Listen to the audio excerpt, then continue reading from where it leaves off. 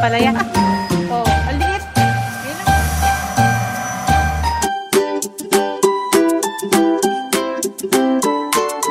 Hello kabayan! Always think positive!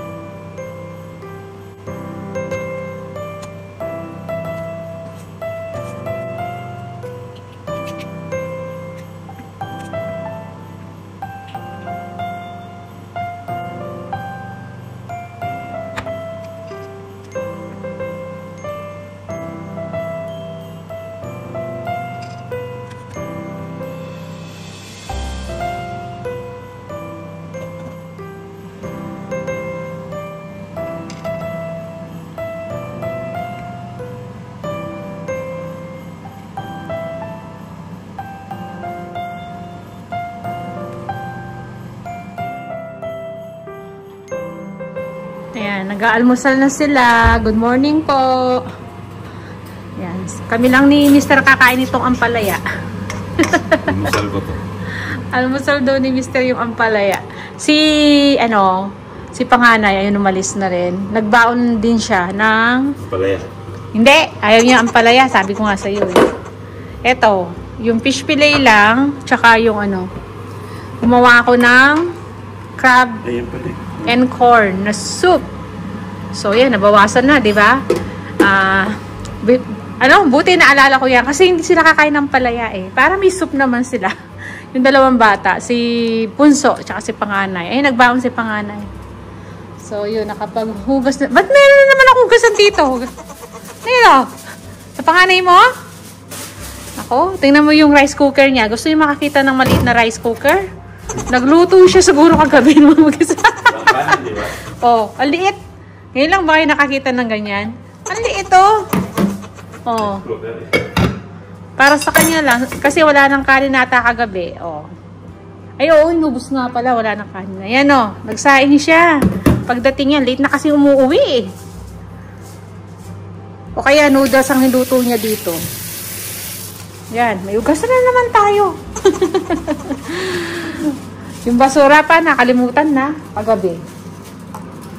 So, yan, labasan na naman. Ha? Meron pa natira? 2, 4, 5. 5 pieces. 3 kay Bunso, 2 sa akin. So, yan. Magwawalis lang tayo dito. At ako'y may tutupiin pa.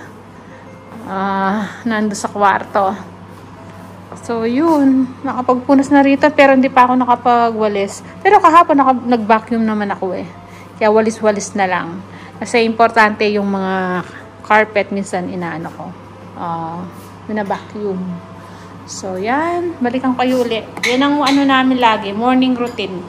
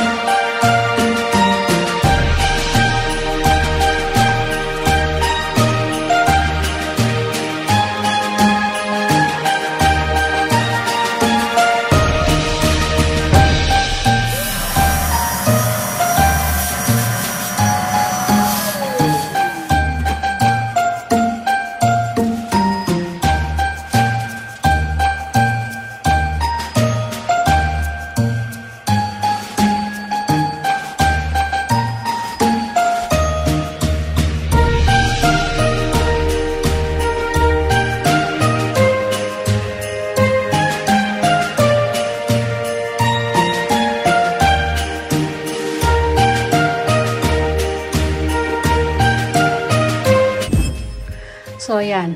Naligpit na natin. Kapag linis na tayo dito, nag-vacuum lang. Tsaka, nag-dusting. So, ayan. Naalis ko na yung mga pang-winter natin. Mga pang-summer na halos yan. Hindi nagkakasya yung mga pambahay kong mga ano. Ayan. Nandyan na lang mga short pants. So, dito ko lang nilagay yun, oh. Binacuum bag natin. Diba? So, yun. Okay na. Yung kay Mr. siya nang bahalang magliligpit nung sa kanya kasi kanya-kanya kami ng ano dahil hindi ko alam yun sa kanya. Kung ano pa yung gagamitin niya tsaka hindi. Kaya, ilagay ko muna dito yung sa kanyang plastic. Siya nang bahala yan. So, yan. Okay na. Malinis na dito. So, yan. Pahinga muna tayo.